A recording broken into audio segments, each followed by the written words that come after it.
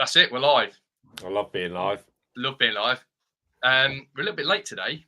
While I shut the door, Lee, so we can't hear my missus downstairs, you tell everybody why you're late.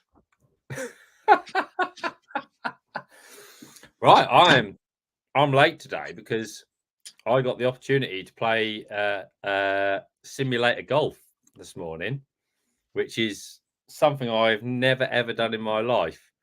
So I used to play a lot of golf, and I had a chance, and it was absolutely amazing, brilliant experience. So simulator fishing, don't know how you're going to do that, but simulator golf, I didn't have to trudge after my ball, didn't have to lose it in the rough all the time. And he said, well, I've already set it. He set it on 5%. So if I hit it in the rough, I could hack it out easy enough. It was great. So brilliant. Absolutely amazing experience. Amazing. So talk about simulator, because this is what we're going to talk about today. We're going to talk about the cold weather, folks. So obviously it is cold. Lee's just found a brilliant solutions to a round of golf by just playing it inside. Against an hour and a half as well, which is brilliant. An hour and a half, no walking after your ball. I remember having to go on the Shimano fishing simulator. Yeah, one of the trade shows. When they pull back and stuff like that. Yeah. It was really good. So I'll tell you what I did. I thought, because obviously you can play anything you want. Tunas, sharks, anything you want, carp, catfish. And they give you a rod capable of catching that fish. So I picked up this proper beefy rod, and I said, just put it on like the hardest biting fish, because you want to experience it, don't you? And I thought, I thought, I'm just going to wrench this in. John Wake, one of the Shimano guys, was there, and he was sort of like overseeing what was happening. And I thought, I'm going to try and break the rod. That's right. That's my job here. I'm going to try and break the rod. This is when I wasn't with Shimano, by the way. This is after. I wanted to break the rod, right? And I'm going to try and break this rod. I couldn't break the rod. No. But I landed the fish. John White couldn't believe it. He said, I can't believe what you were doing. Because I put the rod underneath in my groin, under my leg, and just pulled it up, reeling, yanking, trying to pull your arm off this fish is. Because obviously it's computer generated and the pulley's pulling you. And I got this fish in. John Wake couldn't believe it. He says, that is like ridiculous. For like a week after, I had the biggest bruise, like up the side of my leg, where this rod had just been dug into my leg. It absolutely killed. But it was great to doing that more than once. Yeah. That's playing the fish. I don't know if you can simulate working out how to catch the fish. How about chucking a feeder into the net, into the simulator? Oh, 30-yard cast. I think you could do it with lure. I had a little handheld thing, and you'd cast it, and then you'd reel the reel, and it'd vibrate when you get a bite, and you had to strike it right time. Yeah. It vibrate as you were reeling it in. Great little toy that was. So maybe you could, but the fishing we do. But I mean, I really enjoyed it, but it's weird. It's almost different. It's a different thing to golf, because golf has got so many other challenges when you're on the course. And, I like to say there's nothing like the real thing, but I was quite taken by that, to be honest. Yeah, that's a nice way to spend the morning, isn't it? Yeah, it was great, yeah. So we are talking, guys, about winter fishing. We'd love to know where you've been fishing this weekend, what your plans are for winter, because it is freezing. We'd love to know some motivational winter tips as well to help you keep that mojo going, help you keep you going fishing while it's freezing, because some people enjoy the winter, some people enjoy it when it's freezing cold, some people enjoy ice breaking even, but lots of us are sort of waiting for spring to arrive when we can really get going again. But like I say, some of you guys, I know you love your winter fishing. Let us know if you've been out. Let us know if it was successful or even if it was super tough, because there's been a lot of blanks and a lot of tough fishing. Well, let me tell you about my week of fishing, Rob, right? So this was my last week of fishing. Not only did I blank once in a day when we went out, we moved pegs and we blanked on that peg as well. So I'm having that as a double blank. That's so two blanks one day. Fair play to you. We double blanked on Tuesday. Yeah. I then went on Wednesday to Hallcroft with Will Freeman, who's my partner for the pairs. There was going to be a match, and everybody else decided what a stupid idea it was to go fishing, apart from me and Will and a couple of others. So I went there, and I was on 42 on Moat Outer, and I had 4 bites for about £7 or £8. Very slow day. And then I drew 44 on Moat Outer yesterday, which we followed for a live match, and it wasn't much better, I'm afraid to say. So I absolutely love winter fishing. And Matt Godfrey messaged me last night saying sometimes I really miss Thorn, which is we used to go to Thorn week in, week out, Bloodworm and Joker fishing. Most weeks, certainly for periods. Do you know what the beauty was with Thorn, Rob? You could even start next to your net and catch 12 perch. Then you could catch like odd perch and roach a little bit further out, waiting for your roach line to settle. And if you had a really, really poor day at Thorn, you'd catch 70 fish. And if you had a great day, you'd catch 150 or more. And you were in a match every time you sat down. And I used to love winter because of it, because you could go and get bites. And yesterday, and I think January is the worst month, isn't it? Without a doubt. Without a doubt. Yeah, January is the worst. You know, the water's really cold. It's clear. There was nothing else to go at. And when I looked at a few, I always watch Facebook for, if you're a Facebooker, which I expect a lot of people are, people do their write-ups on Facebook. And you can tell over the last, I'm going to say 8 or 9 days, literally it's catastrophic weights, really poor, hasn't it? It's been, it's everywhere. It's fished really poor for 8 days, high pressure, freezing cold after all that mild weather over Christmas. So it's a little bit, you've got to get in the right mindset, I think, if you want to go fishing this weekend or, in the next couple of weeks. I'll tell you what, good mate of mine once said, because we were fishing. Me and my mate, we used to fish all the time. Sean Huggins, we used to travel all over the place together, and we used to fish all the time during the winter. We'd still go 2-3 times a week, no matter where it was. We'd go and fish a match. And we just had to accept that by going 2 or 3 times a week, you were going to eventually get a good day. And one of the lads would turn up just every now and again. He'd turn up, and every 2 weeks, he'd go and fish a match. And he'd moan because he'd get a rubbish peg and he wouldn't catch a lot. And then he'd go, "This is why I don't go fishing in the winter." Yeah. And my mate said to him, he said, "Listen, you cannot turn up once a fortnight in the winter and expect to catch fish every time, because the fish are all shouldered up. You've got to go through your rubbish drawers to get on a good peg. And it might take you 3 or 4 matches to get your good peg, and then you'll catch a fish. It's only the very fortunate few that have a brilliant run throughout the winter when they're drawing really good pegs. I think Hallcroft, because of what we're doing, it's maybe magnified, because I look at somewhere like Boddington, which is the other end of the scale to Thorn, that the venue you're talking about, and it is literally 1 to 5, 1 to 6 fish. That's what you're looking to catch.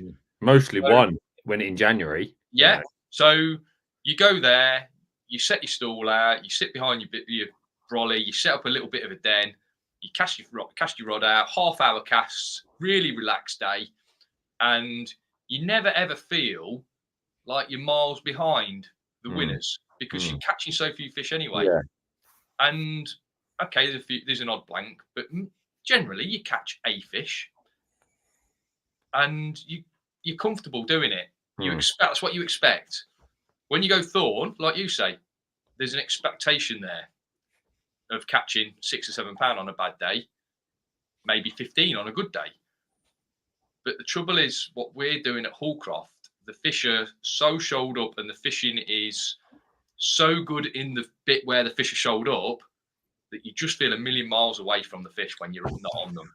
You do, and it's a shame because it's venue specific, because Hallcroft, in the 6 years of the pairs, or maybe even 7, we've had 2 winters now where at the start of the winter, the venue's flooded, because in November flood, it's washed all the summer colour out, it's washed all the clarity out.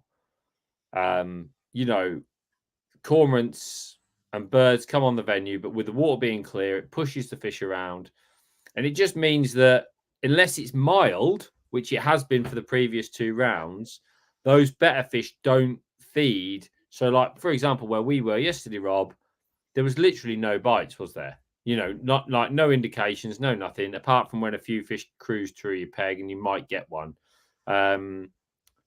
And all the fish are stuffed down one end. However, over the last 5 or 6 years, we've had at least 5 years where that didn't happen. That bit where we drew yesterday, I've been there and caught 40 skimmers, 40 little skimmers. You know, and generally you could get bites all over. So I think really you have to, you know, I saw a post from Will Raisin this morning. He fishes Gold Valley a lot, and they have carp leagues on a Sunday. And I think the last couple of carp leagues he's blanked because carp fishing is, you know, carp shoal up. And if you're not on the carp, you're not going to catch one. So you kind of have to decide, don't you? You can't complain about it if you actively decide you're going to go and do it. You know, it's just a shame for us, particularly at Hallcroft. It's usually so consistent. It's a shame that we've sort of suffered at the hands of nature, really, and it's shoaled the fish up. The floods, like I suppose on a lot of venues, the floods and the cold water going into all these venues, because I think even if your venue hasn't been flooded, a lot of venues have got a run through at some point, a pipe going in, a pipe going out, that cold water just flushing through so fast and for such a long period of time. That's affected so many venues. It's just, it's just knocked so many places on the head, hasn't it? Absolutely. I mean, you notice, I tell you what I'm noticing, it's one of two things. The venue's either absolutely chocolate because that's the water that comes through into the venue, or the venue is tap water clear because like that dark colour that's clear. Yeah, because you look and you think, well, it looks a dark colour. Yeah, because the sediment that gets left in the water over summer, with the amount of rain, was effectively pushed out, you know, by clearer water, so it doesn't come back. So you get that like bit of both, really, and you can see that on all venues and, you know, rivers and everything. So it's just a funny time of year. I think I look back at it. I think I've been so lucky. I used to, as a kid, I used to fish like through the city centre in Norwich. You could guarantee bites, roach, and that. And generally speaking, I tried to go fishing to places where you got bites. And last February, Rob, I had a little period traveling matches with Matt Godfrey where we went Winter League semi-final practicing, and we went to Meadowlands with the On the Flyer TV final and festival. And I think like 8 weeks in a row, I caught like £20 plus of silver fish, 8 matches in a row. So I sort of reminded him of that last night. You know, look, it's a bit cruddy now, but it won't take much to flip the switch and the fish will go again and go into the right. I think you were going to the right venues because when I was travelling out to March and Spalding, catching town centre fish that migrate into the town centre where the fish are all stacked up on a natural venue, it was lovely fishing, you know. It was so nice because also, unless it rained all day, which is miserable wherever you are, you're pretty sheltered because you're in the town. The wind doesn't quite cut through you as the same. All the fish are there. You're busy. You're active. It's great fishing. And maybe when February comes and you're doing that style of fishing, you'll be really looking forward to it. So there is fishing out there for people if you want to do that sort of thing. Let's try and keep it upbeat and not just hate on winter, because people do. Definitely not. I love winter. Yeah, absolutely. Yeah. When was the last time you broke the ice, Lee? Last February, Rob, I fished the Angling Trust qualifier at Meadowlands and broke the ice. Didn't £28 that day though, so I was in the right area. Won the match. But that was I only sort of like said to myself I would break the ice on leagues. Obviously, on the feeder league, we ban it because you can't feed a fish through the ice. So I think now I'd have to be on a league, otherwise I would not fancy breaking the ice. I never really was one for fishing through the ice. I just felt it was so limiting, you know.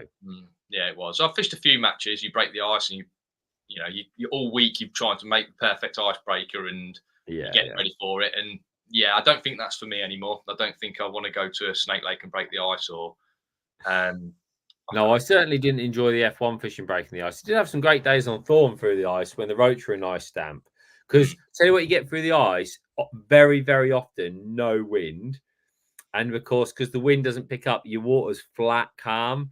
So just remember fishing through the ice at Thorn, and like your float would be like the level with the surface tension. Read every little tiny little indication. Wallop, it's good. And also, it's nice because the ice is providing that cover. You don't necessarily have to go too far out, do you? It's like 7 meters and you catch a load of fish. That's right. You can definitely fish closer. So just read a few comments, Lee. So let's find out where people have been going. Chris Weston, afternoon, chaps. Afternoon, Chris. Nice to hear from you. Andrew Saunders, afternoon, guys.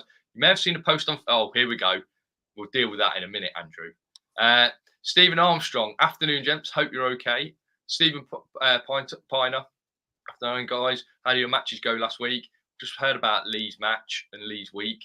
My week, we didn't really touch on mine, but I was in the same section as Lee, and I had. How many bites did you have, Lee? No, you had a few bites from some roach late on, didn't you? Very late on, yeah. But I had four skimmers and a carp, Rob. Was my I had 4 skimmers. I had 4 skimmers. Lee beat me by 11 ounce, so it wasn't the greatest of sections. But I had the upside of watching Lee blank twice in a day, which made my week last week. So, Chris Weston. Hang on a minute. Whoa. Just rewind there, because I'm going to say you probably had as much time on the box as I did that day. No, because it's all about your feeding. I think if I'd have fed the peg, if I'd have initially fed the peg, I think I'd have drew the fish in. You fed the peg and pushed the fish away. Chris Weston had a winter match yesterday. It didn't go well. Could only get small fish like roach, bream, and tiny skimmers. Chris, if you were on our Hullcroft League, you'd have been jumping through hoops with your roach, bream, and tiny skimmers. I'll tell you that now. I had 4 bites all day, mate. So it was tough. It's tough at the minute out there. Afternoon, all. Lee Wilson, afternoon. How would you approach a venue with predominantly stocked with carp, good head of silvers, no F1s, but ground bait is banned? Lee, we need a bit more information on depth of the venue, ideally, I think, to how we would feed that, because depth is critical, whether we want to dump bait in, whether we want to just rattle a bit of bait in, loosely with catapult. We need a bit of information on depth, but I think you're probably looking down a pellet route there, if I'm honest, but give us some more information on depths. That'd help massively, please. Stephen Piner, I'll be waiting until next month before I go fishing, as the fishery I go to is currently frozen on their lakes and doesn't fish well until a couple of weeks after the ice has thawed. I think you could get a lot of that this week, Rob. I think the next 2 or 3 days are forecast really cold, aren't they? Nights. So yeah, there's a great chance there'll be some ice. I know how controversial you can be, Lee. So here's a controversial one for you. Okay. Andrew Saunders, afternoon, guys. You may have seen the post on Facebook yesterday about cheating in fishing by using water-filled keep net rings when you're weighing in. What would you do? Those caught? What would you do to those caught? I think, or what are your feelings on that? Anyway. Let me just hang on. I'm gonna answer this to start with and kick it off. Because I saw the post on Facebook. Whilst I think it's what happened? Tell me about the post on Facebook. Discussion. The Facebook post. I think there was a couple of posts. Mm-hmm. The person who was posting was had heard, and I think there was a match on Saturday where someone has rolled their fish to the top of the keep net. Because obviously a lot of keep nets now have got this solid block at the top, great for advertising a company's brand. Yeah, like a plasticky thin. Yeah, it's like a nylon plasticky top ring is solid. They've rolled their silverfish to the top of the net. You've seen it happen before, and this was a trick that I've seen people do. Right, rolled their fish to the top, left them in the water, and as the scales come, they lift the net out, tip the fish in. So they've got, in effect, with their fish, they've maybe got a couple of pints of water in there as well that obviously weighs and could influence the weight on your scales. Now, I saw the post, the one that created quite a bit of interest, and it was basically insinuating that is cheating and you shouldn't be doing that, which I totally agree with. I think you've got to first be looking after your fish, so don't roll them down your net. Pull the bottom ring through, tip the fish into your net. I think in the past, many people have tried the old water trick until it was very much frowned upon. I also feel that with the right waistling, it makes no difference whatsoever. That's so correct. doesn't make any difference with the right waistling. What I think people should understand is when that sort of thing happens, you've got to make light of it at that point.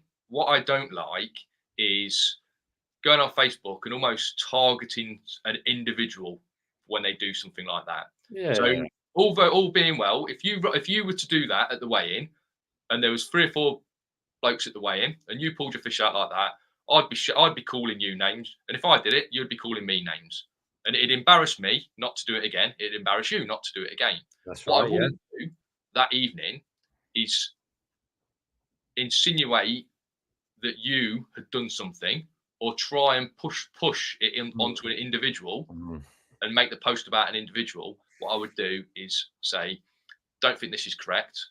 Yeah, that's not cricket. Quite a few times over the years now, I think we ought to stop doing this. It's not the right way of doing it. I don't think it needs to be targeted on an individual, or even the individual shouldn't come into it. That's a here and now or a private thing. But as far as that practice of weighing in, yeah, it shouldn't be done. That's gone now, I think you're right. And the weigh-in, aptly called with this live, is every week there's a different topic about weighing in. Yeah, weighing in is pretty quick. Is a critical part of your day. You know, like you've spent all your efforts for 5 hours betting your catch, and then that's why I don't like this. You know, or holding the scales wrong. You know, ideally, I think one of the issues that you've got is a lot of the commercials use those big blue solid plastic buckets, which I think when you're dealing with carp and F1s are brilliant because they allow the fish to spread a bit more at the bottom, not so heaped on top of each other. They also, you know, they're a little bit more big fish friendly. The trouble with those is, although they've got holes in the bottom, those holes are sporadic. And if I poured 3 pints of water in there on one that had been zeroed, I'm saying it would be 1.5 pounds or whatever it weighs. And it would just go down and down and down and down and down. And if it was red within 10 seconds, 15 seconds of going on, I'm gaining 1 pound. Now, you've also got those like latex mesh nets, which a lot of like natural venues use to weigh in, don't they? And they have zero water holding qualities, right? Do what you want with them. It doesn't matter. The downside is they rip easily, don't they? But they do. Well, let me give you an amazing example, Rob. This is an amazing example. We were fishing in an international match once on international level, right? We were practicing fishing for bleak and we had a bucket to weigh in with. We were weighing our bleak in a bucket. So you can imagine, like, we were catching like 300 bleak and they were weighing 3 kilos. We were like, these bleak are 100 to the kilo, right? So we know if we catch 100 bleak, we've got a kilo. Come the day of the match, they had one of those latex nets to weigh in, and they didn't weigh 100 to the kilo not because we were doing what you've said there, but because when you pull out 300 little fish, it traps water in it. You pour it into a bucket, nothing escapes from the bucket. You're weighing the water. When they're flipping around in the latex net and they get carried to the scales, all that water is dissipated. So, that was like the first time I'd ever seen like, oh my God, that is like, you were getting like 300 bleak and they were weighing 2.65 kilos. So wonderly, this is something that I've wondered before. Obviously, fish live in water. They've got a big old mouth, big old cavity. Surely their body is filled with water. And when they go into the air, into the net, and they're flapping around, and you might only be talking about a couple of grams of water, but each fish is maybe holding a couple of grams of water in its mouth. 300 fish hold bleak, each holding a gram of water, Rob. You've lost 300 grams. So, and that was the difference. So that was incredible. 8 ounce sort of thing, yeah. Yeah, and I think my biggest thing is it has to be consistent for everybody. So I agree. Tipping your fish down to where you are going to know you're going to hold more water, giving it the lift out quickly on the scales. I always think pull the bottom ring through. I keep my fish in the water because I don't want them out of the water any longer than they have to be. When the scales come in, I pull my fish out. I don't run to the scalesman. I walk, pop them on, make sure I don't make an error, and put my keep net down. And I think if everybody's weighing like that, you're going to get a similar, you're not going to get a big difference. I've tried it. I've tried the old to the top ring. I've tried it because I see so many people doing it. And I thought, they're all doing it. I'm going to have a go at this. And what a faff it is. Oh, yeah. And when you've got the water in the top and you've lifted all your fish up to the top, you can only do it on a natural venue and you've got like £2 in your net or whatever you've got. And then you've run to the scalesman to try and keep the water in. Yeah. I just thought when I did it, I thought that was a faff, and that was embarrassing to do all that sort of thing. And if you've got a mesh net, you're just not gaining anything, nothing. It's going straight out of it. And a lot of the time when I've been on scales, because I weigh in a lot, I get an odd person do that, and you know what you're talking about there, that shaming. If they do that, I just hold the sling like that, and I won't put it on the scales. What are you doing?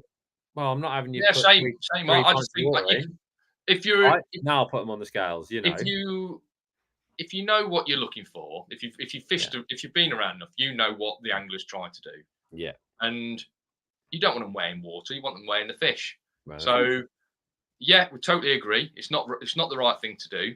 Which it should be outlawed. Everyone should know it should be outlawed. Mm-hmm. But trying to poke at an individual isn't the right. Yeah, I don't think that's right with any topic, if I'm being perfectly honest. But no, unfortunately, that can be the power of giving people a voice. Yeah, social media power. That is. Not to say that it's not a great topic. Right, Lee has come back. 4 to 6 foot, relatively flat for his venue. It's stocked with carp, no F1s, good head of silvers. So to start with, Lee, tell me, how would you be approaching this for the carp?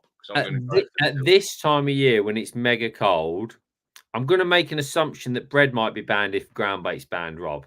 If bread wasn't banned, I'd be looking bombing bread, dobbing about. I think corn. I think if your venue's banning ground bait, my guess is it's probably quite clear. I'd be thinking corn because it's a very visual bait. And I'd be thinking maggots because the beauty of maggots is you can catch everything. So I'd probably give myself a spot at like 9-10 meters where I'd pot in maggots. I agree with what you're saying with pellets. As it warms up, it'll be pellets for me, no doubt. But if I was looking at a bit of both, I might be like tapping in like 6 or 8 grains of corn long, which I know isn't going to get eaten by the silvers, but I might catch an odd big bream or a carp. And then I'd probably be potting quite aggressively with maggots. If there's a lot of silvers, the thing is in maggots, they tend to draw more roach into the peg. Like roach love maggots. They're lively and they move about and all the rest of it. So roach are, good bait. I'd probably be looking at something like that with ground bait not being allowed. If you're looking to push the rules, over wetted micros might draw some sort of fish in. But got to be honest, I think if I was going there for a first time, that's what I'd go and have a go at first. He's just said bread is banned, so you were right to assume that. If it was me, I think I'd take it nice and steady on a long pole. Obviously, if you've got a bomb area to fish, like I say, bomb and corn, maybe fire a bit of corn over the top, something like that, if you can, with bread being banned, just to start with. But then if it's pole fishing, I think 13 meters, 14 meters, something like that, some softened micros, like you just said, some really soft micros, like you look at them and you squeeze them like that and you can squeeze them to a mush. I'd like them to stay in their pellet form, but you want to be able to squeeze them to a mush really easy. So softened micros and literally rattling out sort of like out of a little tiny pole pot, 10 at a time, 4 mil expander, real down float, and just seeing what happens. Mm-hmm. And then you can up your feed. You can start feeding a little bit more bait, but you might catch an odd carp doing that, some better silvers. And for my maggots, I would probably look for 3 foot of water, just down that near shelf or up against something in my margins, because I just feel that silvers want to be a little bit further out. And if you start feeding maggots, as Lee says, further out into the lake, you're probably going to just attract a load of silvers.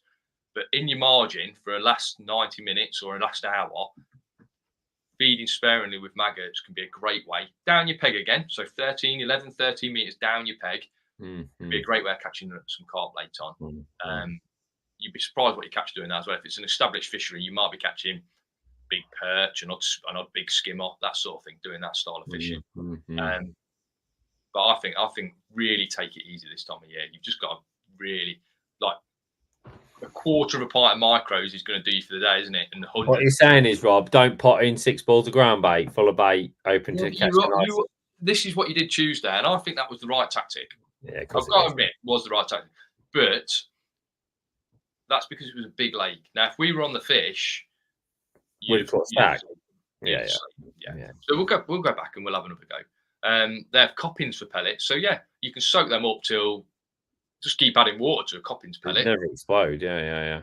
You need to do them the night before, though. Really, you want to if you wanted to do 2 mil Coppins, like what Rob's talking about, you're almost like, let's say you put them in, you'd want a good centimetre of water at least over the pellets. Like, let's say you had like half a pint of pellets in the bottom of a bait tub, you'd want at least a centimetre, maybe more, because overnight it would soak it all up and the pellets would be like completely overblown.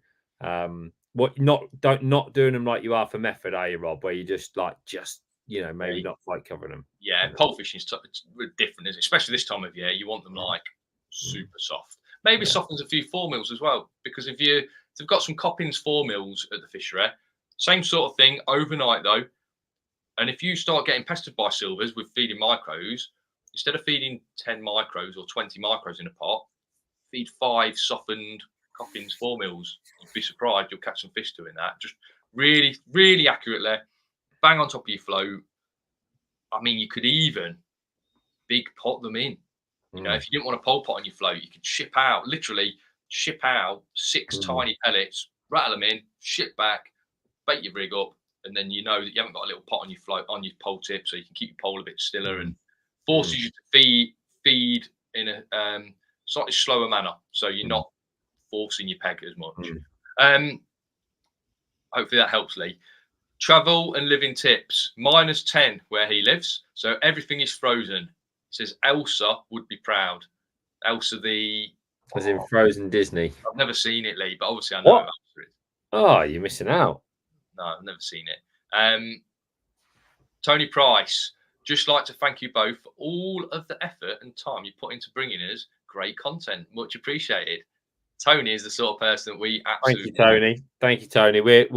I mean, yeah, we've put a big effort in, Rob, haven't we? Certainly in the last few months, just trying to up the level for you guys, up the stuff.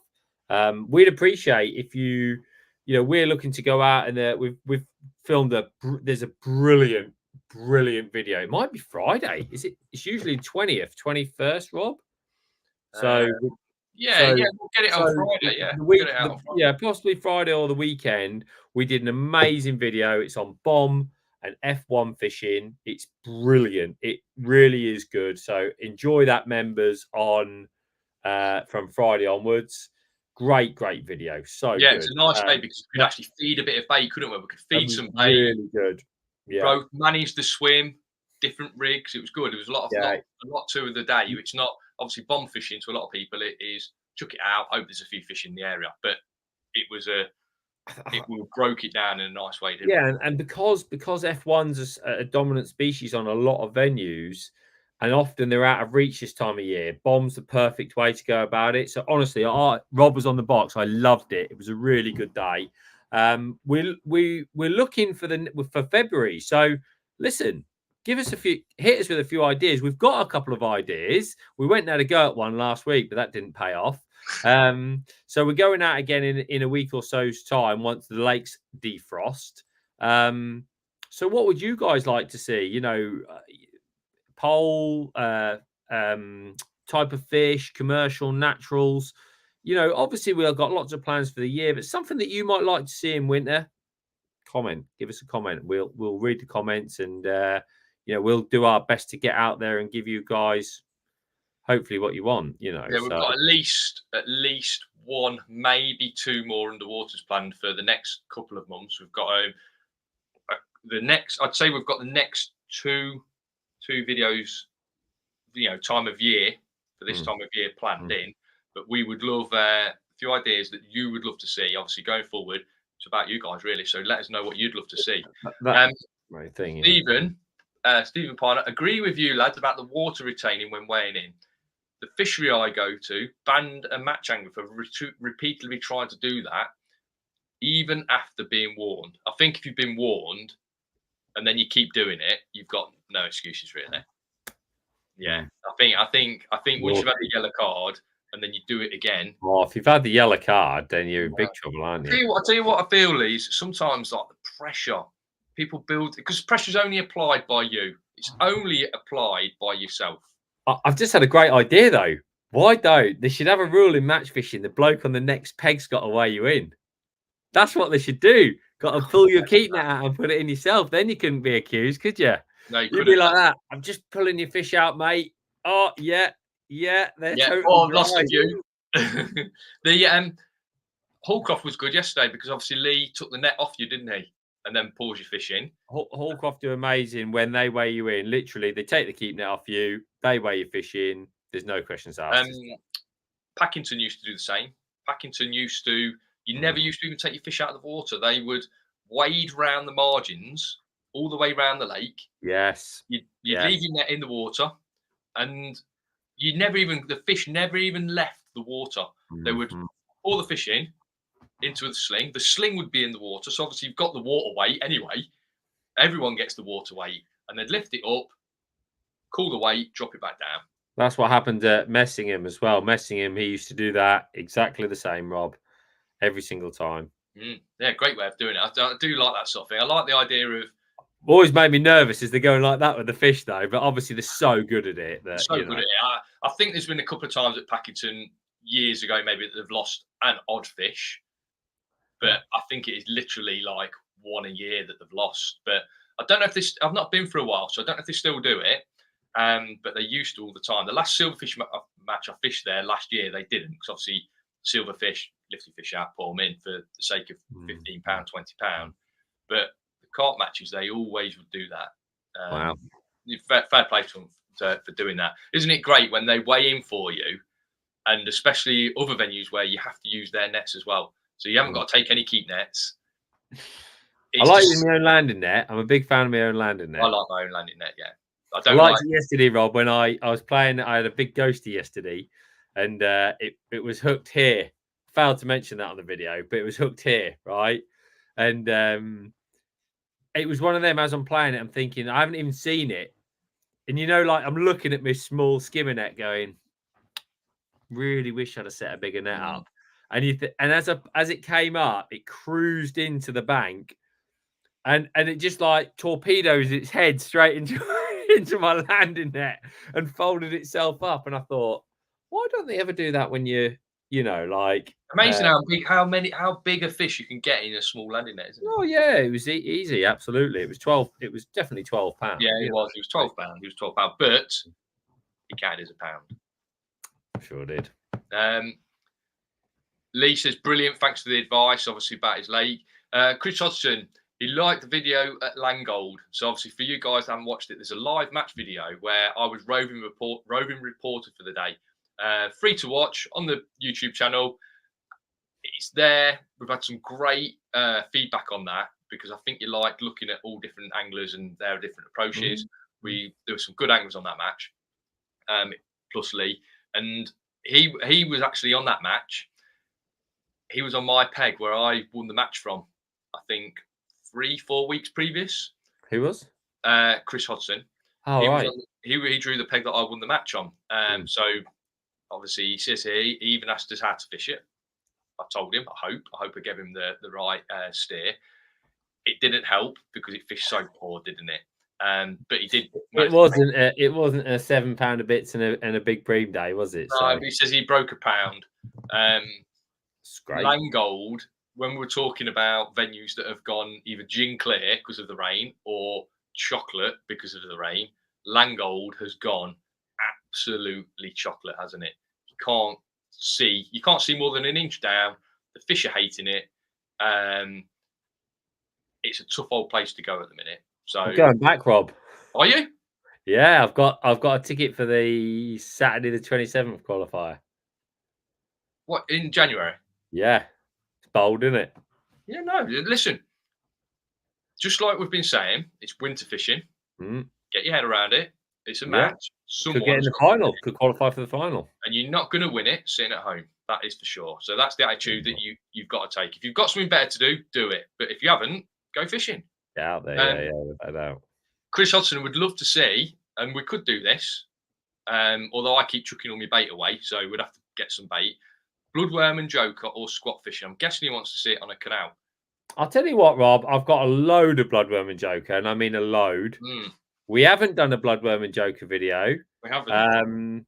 If you guys would like to see one on the poll, something that I did a lot of for a long time, I would be more than happy to share the inner secrets of some Bloodworm and Joker fishing. If that's something that you guys like to. I wonder if, with it going coldly, and we've got a load of, like you say, you've got a load of Bloodworm and Joker. I gave all mine to Denti yesterday because I hate the idea. I put it in my clip lock. I've got great intentions of looking after it during the week. Yeah. But I look at it 10 days later because I forgot about it, and it's just like a layer of jam at the bottom of my clip lock little container. So I give it to Denti. I give my last lot to Matt because I know they're going to at least attempt to look after it. Yeah, they'll look after it. You've got some bait. Got the most bait. Shout, great shout. Yeah, we'll get out there and show you guys. Tony agrees. Bloodworm and Joker fishing, please. Go to if you'd like one of them, we'll go and do that for the next video. Yeah. He says that his club does that now of the weighing in, Lee Wilson. So I'm guessing that is the holding it, waiting for the water to drain away, then putting the fish on. And I think that's the right way of doing it. Stephen Piner would love to. How about doing one on a river with feeder lads? He's joining the members section, by the way, later today. Stephen, there is. Lucky you, Stephen. How many feeders have we got? How many feeder ones? I mean, mainly warm water feeders. There's two. Well, not necessarily. We did. So we've done 2 river feeder ones. We've done one like fishing for bites, active fishing, Daisy style, and we've done one big fish fishing, targeting bream. Big fish. So there's 2 on there that you can watch if you're joining the member section today. So there's 2 to kick you off. We'll definitely be going back on the river this year, and doing something a bit different. So coaching days, yeah. Yeah, talk us through. This is where you guys will get inside knowledge. They're not on the website yet, but get ready because when I'm going to say they'll be on the website. Tonight, I'm hoping. I'm hoping tonight. I'm hoping tonight. Are we saying tonight? Well, I'm not saying tonight because Baz will give us a slap, but hopefully tonight. So, Baz, if you're watching, why are you watching? You need to be uploading. Get the dates on the website. Stop watching, right? But if you're not watching tonight, yeah. So very soon. So look, I'll read you guys what we've got. Got a great set of days. So first of all, we're going to Barston, which if I was picking one venue, it'd be Barston. We're going 26th of March, right? It's Tuesday, 26th of March. And what we're going to do is the water will just be starting to warm up. It'll be like 8-9 degrees. Fish are changing. Now, I went there last year, the first Feeder Masters qualifier, and actually managed to win the match, fishing in a style that was like positive, negative.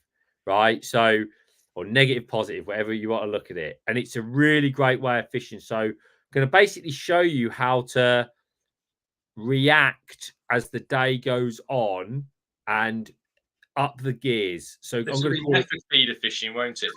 Cool water method feeder fishing. So that's what I'm going to call that. And it's a brilliant day. Watch out for that. That will be gone in a heartbeat. So, we don't oversubscribe the day. So that'll be a popular one. Just before you read the dates, just so people understand what the coaching days are, the group session, we don't like loads. We cap it usually at 15, maybe a dozen, 15 we cap it at. And the morning session is all about looking at what we're doing and how we're implementing the method. So it's literally everything. We get everyone in a crowd. We sit behind either Lee or myself, and if Lee's doing the demo session with his gear, I will grill Lee about everything on behalf of all the guys on the group. We also want everyone in the group to put their hand up and ask questions and get involved. It's a team effort on the day.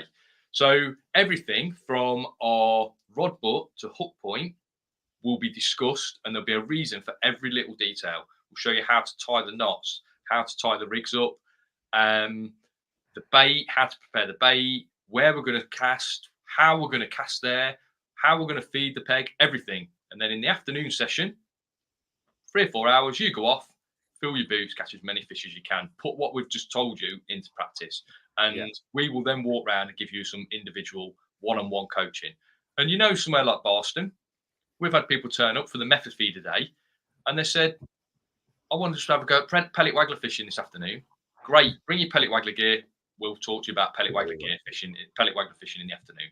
That's no problem. Carry on with the day. Really good day. It's the same, you know, we've kept the price the same as the last 5 years. So it's still £99, which I think, bearing in mind your day tickets these days, really, you know, it's good value day out. That is, I think you'll have a great time. We always come away from that morning chat, and we're always like, that was everything. That was everything. If we were to relay that information to anglers that are fishing the same match as us, they've got everything we've got. They've got everything, and they're on the same starting line as what as we are when we turn up to a match. When we, you know, it's all out there. And I think people that have been on the sessions would agree. And we get, to be fair, on each coaching session now, we probably get 6, 7 guys that have been before. That they come on each session, don't they? So that yeah, absolutely looking to improve their angling. It's great. It's great to see.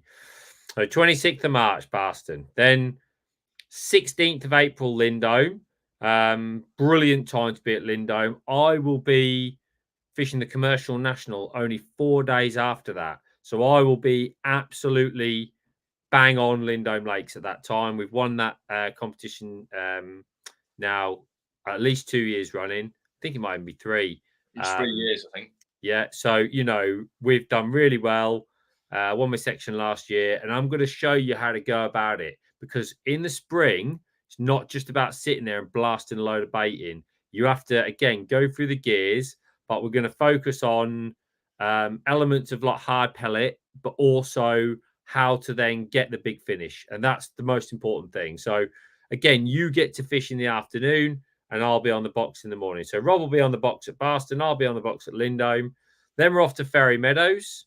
Now, obviously, a lot of you guys, if you're not commercial head, you love your big bream. Ferry Meadows is, without doubt, the best big bream water in the country. Natural big bream water. For me, this, you know, the shoaled, but there is bream in a lot of places. Yeah, that time of year, that's the best time of year, isn't it? 21st of May. Big bream. We'll be on the high bank. The water will be clear. You'll be battling it out for. Last year, I think we had one guy didn't catch one, but then it was 1, 2, 3, 4, 5 fish in just a short afternoon session after we'd done the demonstration in the morning. And I think that was one of the days, Rob, when a lot of people were coming away going, wow, because we caught people a bream, didn't we? Caught, there was a few things we were doing that were catching people a bream. So that's a great day, 21st of May. We've got the Glebe on the 4th of June. Roy's kindly allowed us to go on the Glebe. If you can find me a better carp fishery in the country, good luck. The Glebe is unbelievable. Bear in mind, it's members only, so your chance to go on the Glebe, if nothing else. You know, get it booked up. And again, we'll be going through. It'll be me back on the box. It'll be carp fishing, like bagging. 4th of June, we will be bagging. That'll be how to bag on a carp venue. Yeah, if you've not caught £100 before, you're catching your first £100. We're showing you how to catch £100. If you have caught £100 before, we're trying to show you how to catch 200 or 300 pounds. That's right. Yeah, that's exactly right. 100% correct. Then 25th of June, we're back to Boston because it's warmed up. It's summer, and boy, is it different. It's mega, mega different. It's going to be mega aggressive. The Bosher. Rob loves the Bosher. We'll show you some proper big boshing tactics. It's not just a case of emptying your bucket, the management of the bosher, where to cast. I can't wait for that one. I'm going to hustle down behind Rob, and he's going to show us all exactly how to do some boshing. And then we're on the River Trent, 9th of July on the River Trent. That's going to be awesome. So basically, I'll jump on the box there. We will focus on feeder for this year for the River Trent. And you're really lucky. We've been given permission to go on the Nelson Field at Burton Joyce. I cannot say how grateful I am to Gary Joynt at Ashfield Anglers for that. The Nelson Field is a beautiful stretch. The dace are huge. The perch are huge. You know, it's brilliant fishing, loads of bites, chance of a bream day as well, depending on the river. So we're going to go down there, park behind your peg, find a bit of the River Trent you won't find. So get yourselves on that day, and that's going to be something special. I can tell you that now. So I think there's 6 days there, Rob, and I think that's a nice broad section of fishing. 1, 2, 3, 4, 5, 6. So 6 days. That's what we do. We don't go over the top. And like I said, they'll be capped at 15. So really, really hope we can see you guys there. £99 as. Like I said, yeah, that'll be on the Edge website, which is www.anglingedge.co.uk. There'll be a little section in the menu where you can click on the group days and then book on the one that you choose. So have a read through, see which date suits you, see which venue suits you. Maybe even bring a mate. But I tell you what, a lot of people that have come on our group sessions as individuals have made great mates on the group session, and now they go fishing together. So even if you just want to come along, have a day's fishing, honestly, it's a great session. Everyone works really well together. Brilliant days. They are brilliant days. Yeah. All right. Sure. I'm going to have a late dinner, Lee, because I've not had anything to eat yet. Oh my God, I was like doing my usual, Rob, like this, just as we were coming live. Golf simulator and then like eggs on toast. So right. Thanks very much, guys. They should be group dates on the website. Another video on the members section coming out this Friday. Another video on the public YouTube this Thursday, I think, going on. Really? And then we'll be live again next week. See you guys. See you guys.